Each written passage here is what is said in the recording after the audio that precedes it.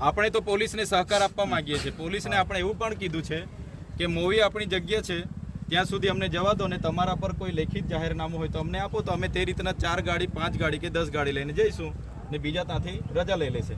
પણ પોલીસ કહે છે કે અહીંયાથી જ તમને જવા દેવામાં નહીં આવશે. એટલે આના વિરોધમાં આપણે અહીંયા બેસવાનું છે, બધા ફેસબુક લાઈવ કરવાનું છે. જેટલા પણ સરપંચો અહીંયા આવ્યા છો, જેટલા પણ તાલુકા સભ્ય છે, જિલ્લા સભ્ય છે, પોતાના ગામમાં જેટલા પણ લોકો આવી શકે બધાને જ હમણાં તમારે તાત્કાલિક બોલાવવાના છે. સાથે સાથે આજુબાજુના પણ જેટલા આગેવાનો હોય બધાને ઇમિડિયેટલી અડધો કલાકમાં અહીંયા હાજર થાય એવી તમે ને અમે બધા પ્રયાસો કરીએ, બધાને બોલાવીએ.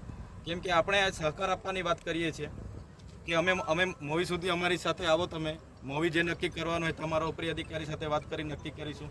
છતાંય અહીંયા ઊભા કરીને જાણી જોઈને અવ્યવસ્થા ઊભી કરવામાં આવી છે. એટલે આપણે અહીંયા ધરણા પર બેસીશું. જેટલા પણ આપણા લોકો છે બધા ફેસબુક લાઈવ કરજો અને બધાને આમંત્રણ આપો, એનું લોકેશન નાખો. બરાબર?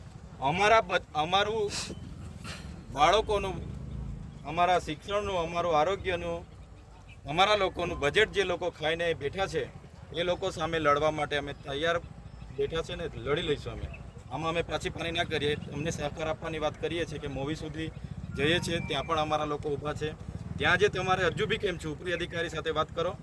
અગર નહીં વાત કરશો તો અમે અહીંયા બેસીશું. અમે જવાના છે, પછી તો જવાના છે, એમાં કોઈ રોકટોક નથી. એટલે અહીંથી પાથરણા મંગાવી લો, બેસી આપણે ને બધાને ફેસબુક લાઈવ કરો ને બધા આપણા સામાજિક સંગઠનોના આગેવાનોને બધાને આમંત્રણ આપો કે અહીંયા આ રીતની પરિસ્થિતિ ઊભી થયેલી છે.